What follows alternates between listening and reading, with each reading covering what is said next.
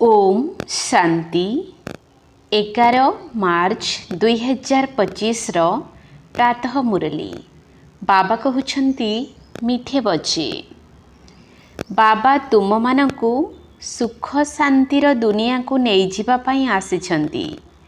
शांति केवल शांति धाम एवं सुख धाम रे ही अछि। बाबा तुम मानकु सुख शांतिर दुनिया को नहीं जिबा पई आसिछंती। शांति केवल शांति धाम एवं सुख धाम रे ही अछि। प्रश्न एही युद्ध क्षेत्र रे माया प्रथमे केउ कथा उपरे प्रहार करुछि? एही युद्ध क्षेत्र रे माया प्रथमे केउ कथा उपरे प्रहार करुछि?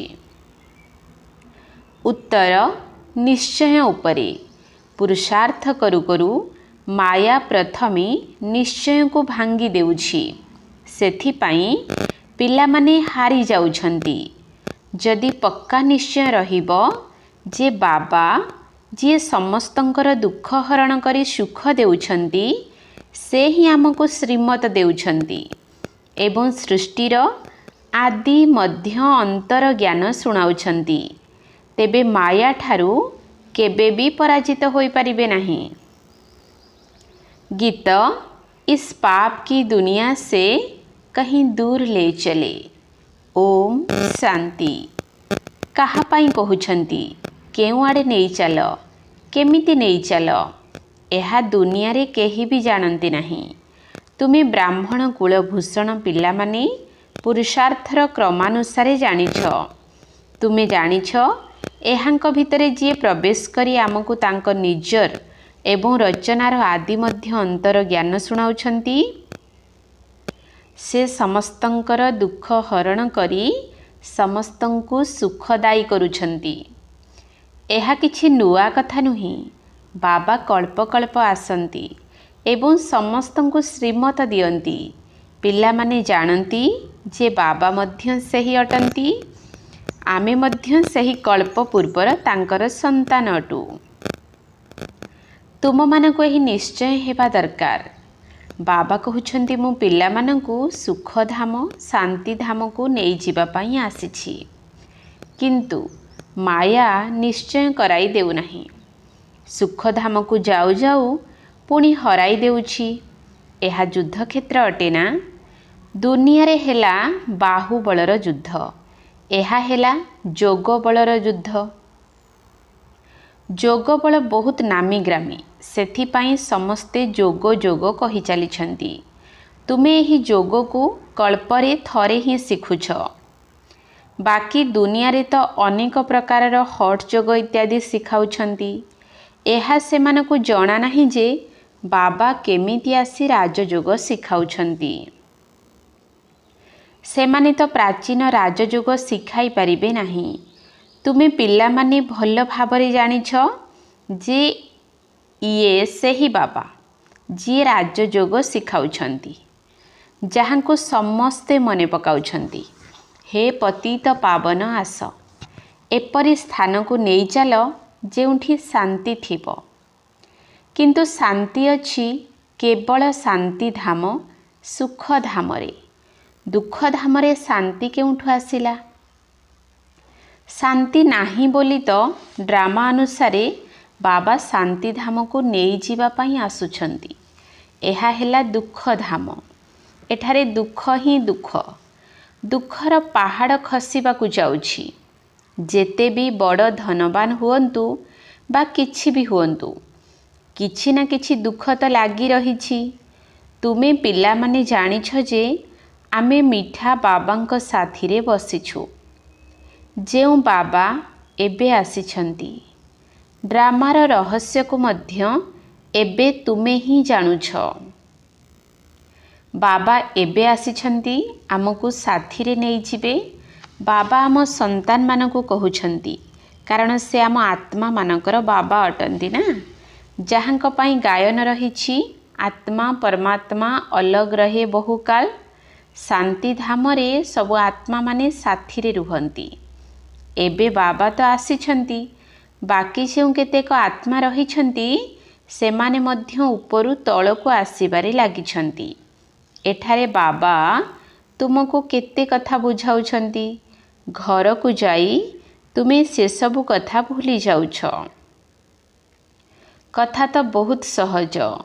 एबे बाबा जे कि समस्तंकर सुखदाता शांतिदाता अटंती, सी निजे पिला मानकु बसी बुझाउछंती तुमे केते अल्प संख्यक आत्मा अछ, पुणी धीरे धीरे वृद्धि को प्राप्त करुछ।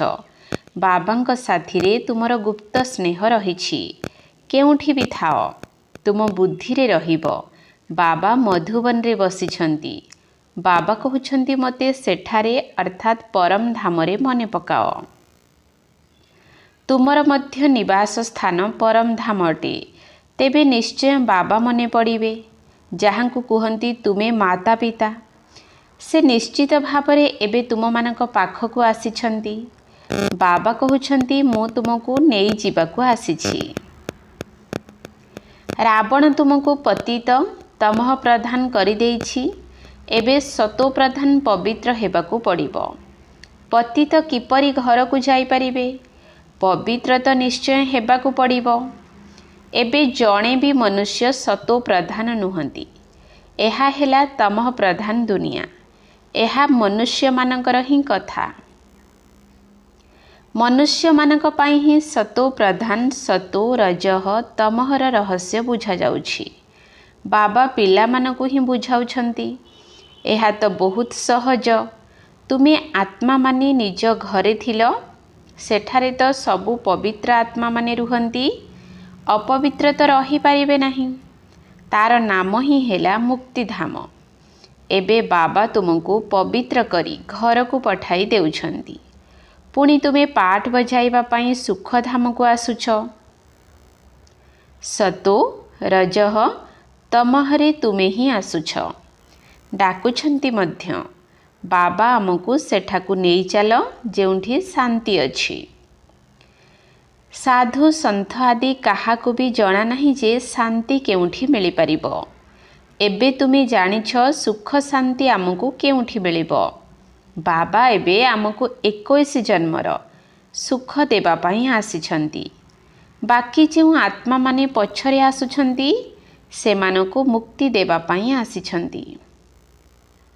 डेरी रे जी आसुछंती, सेमानकर पाठ बहुत अल्प। तुमर पाठ सबुठारु दीर्घ। तुमे जानिछ आमे 84 जन्मर अभिनय करी एबे पूरा कले। एबे चक्र शेष हेउछि। सारा पुराणा वृक्ष एबे विनाश हेबो। एबे तुमर एही गुप्त गवर्नमेंट अर्थात दैवी वृक्षर कलमी लगाउछंती। सेमाने तो जंगली वृक्षर कलमी लगाई चलीछंती। एठारे बाबा कंटा को परिवर्तन करी दैवी फूलर गछ लगाउछंती।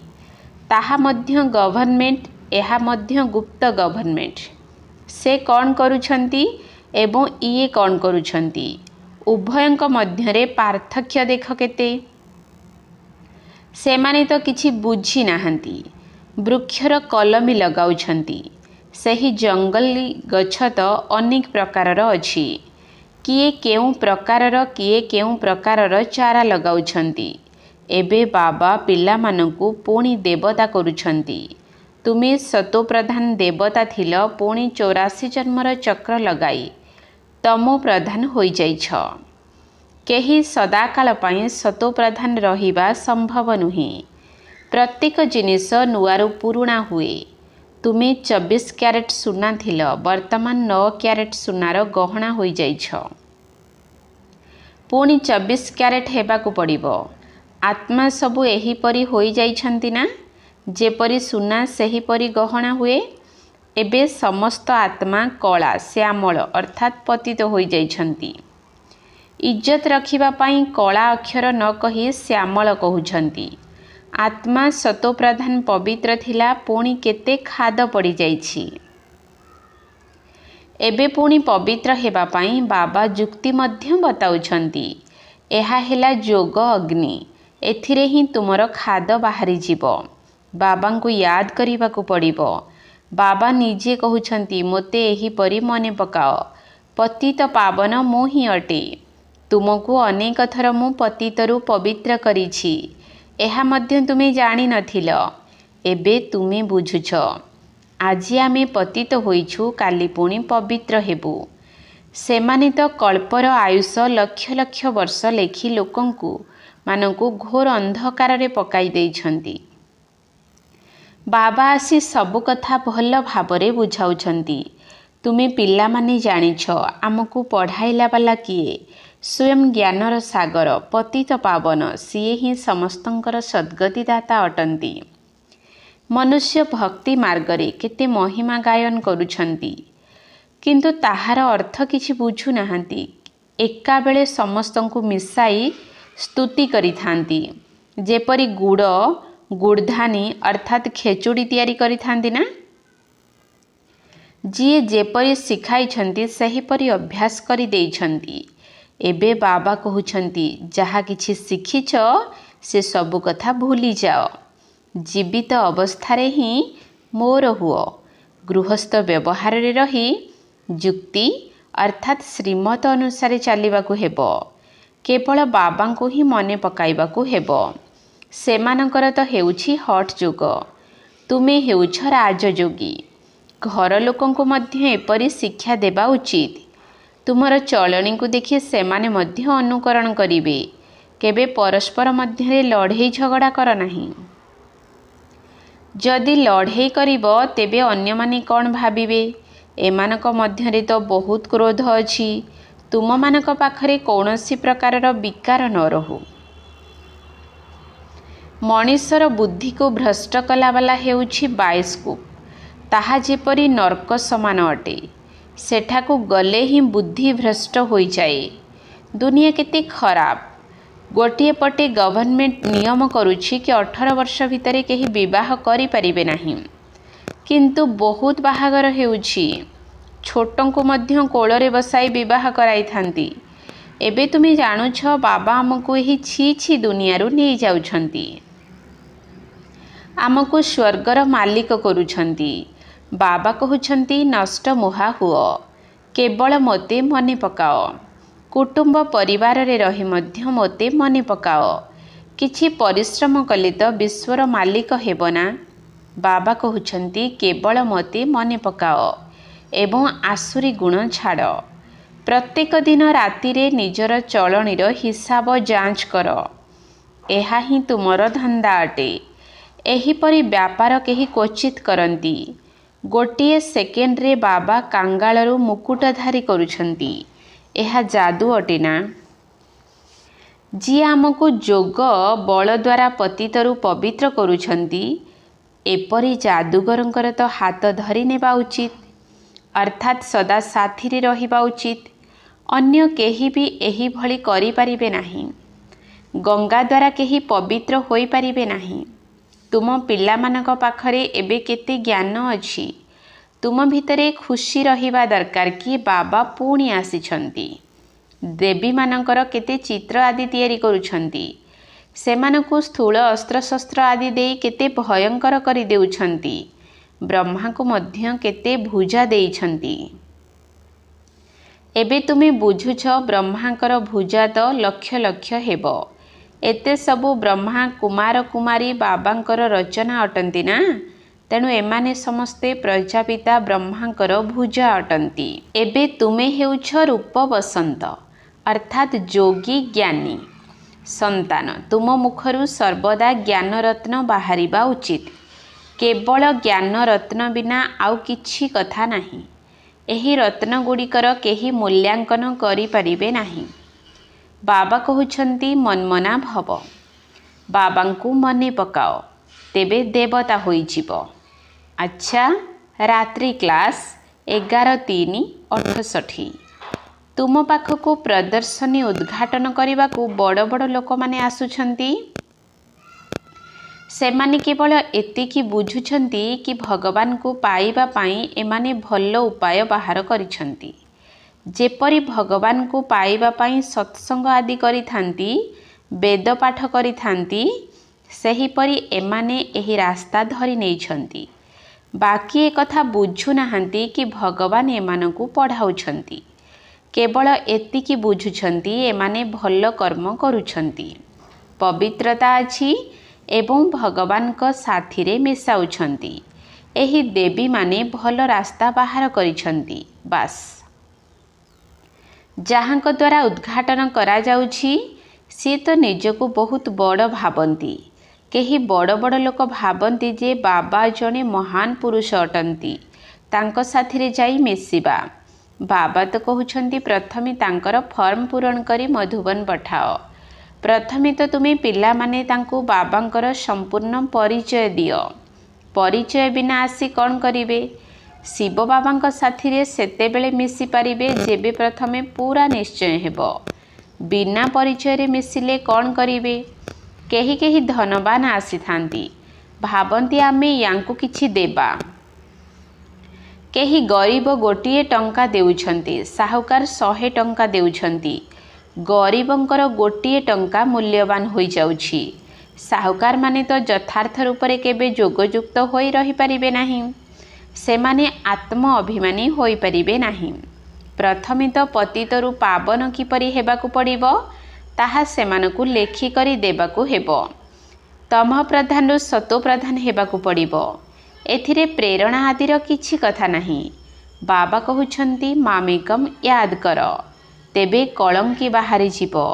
प्रदर्शनी आदि देखिबाकु आसंती, किंतु जदि 2-3 थर आसी बुझंती तेबे बुझिबा दरकार एहांकु तीर लागिछि, अर्थात प्रभावित होइछंती। ए आत्मा देवता धर्मर अटंती, ये अधिक भक्ति करिछंती।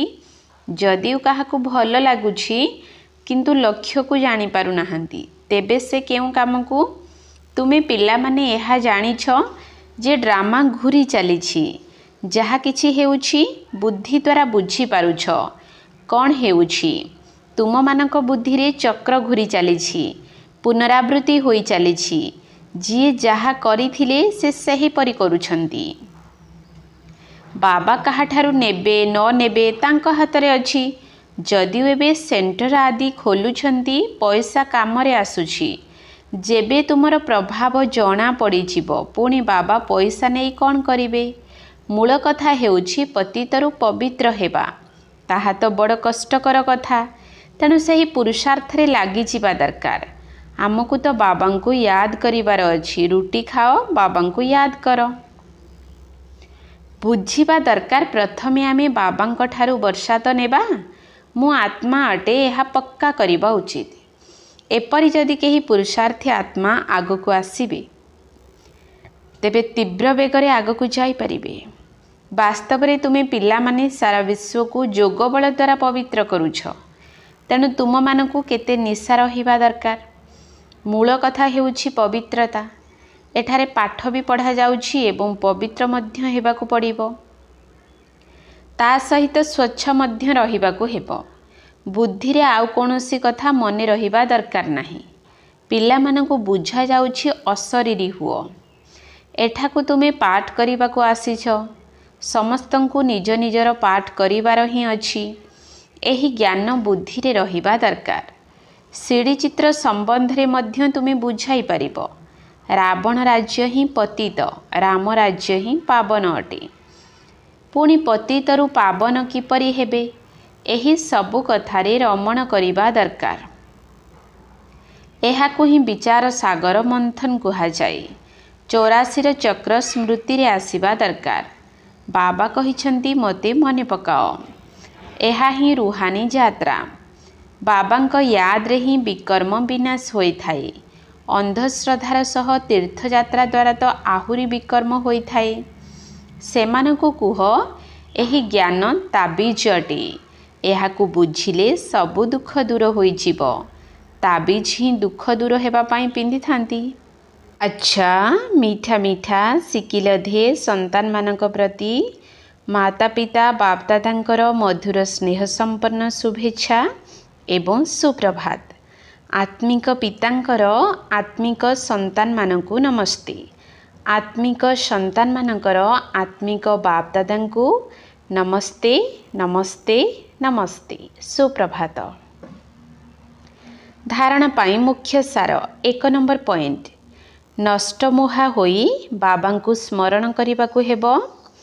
कुटुंब परिवार भितरे रही विश्वर मालिक हेबा पाई परिश्रम करने हेब। अवगुण गुड़ी को धीरे धीरे त्याग करदेवाकू हेब। नष्टमोहा होई बाबांकु स्मरण करने हेब। कुटुंब परिवार भितरे रही विश्वर मालिक हेबा पाई परिश्रम करने हेब। अवगुण गुड़ी को धीरे धीरे त्याग करदेवाकू हेब।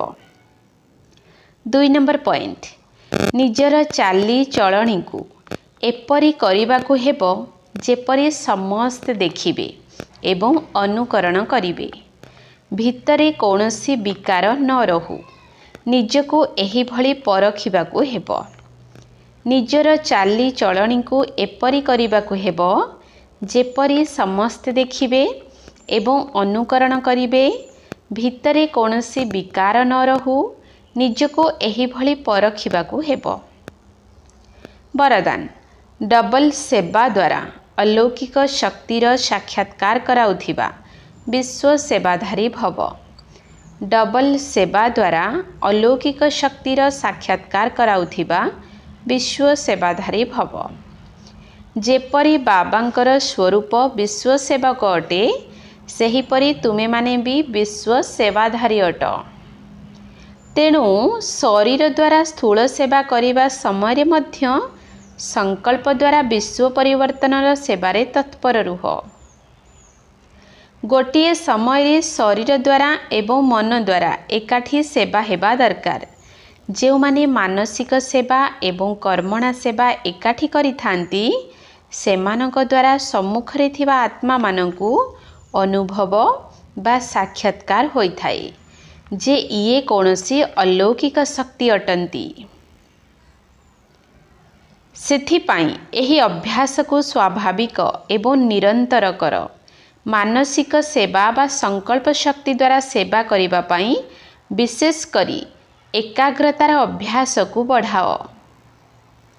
स्लोगान, समस्तंक ठारू भल गुण ग्रहण कर किंतु अनुकरण ब्रह्मा बाबांकु कर।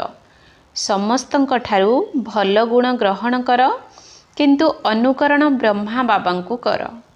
अव्यक्त इशारा, सत्यता एवं सभ्यता रूपी संस्कृति को अपनाओ। 11 नंबर पॉइंट, एबे स्वच्छता एवं निर्भयतार आधार रे सत्यता द्वारा प्रत्यक्षता कर। मुखर सत्यतार अथॉरिटी स्वतः ही बाबांकर प्रत्यक्षता करिबो। वर्तमान परमात्मा बम अर्थात सत्य ज्ञान द्वारा धरणी को परिवर्तन कर।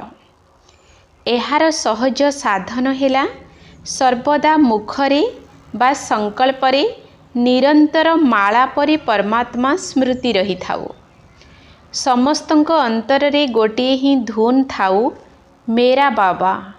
संकल्प कर्म एवं बाणी रे एही धुन थाउ, एहा ही हेउछि अजपा जप। जेतेबेले एहा अजपा जप होइजिबो, सेतेबेले आउ सबु कथा स्वतः ही समाप्त होइजिबो। ओम शांति।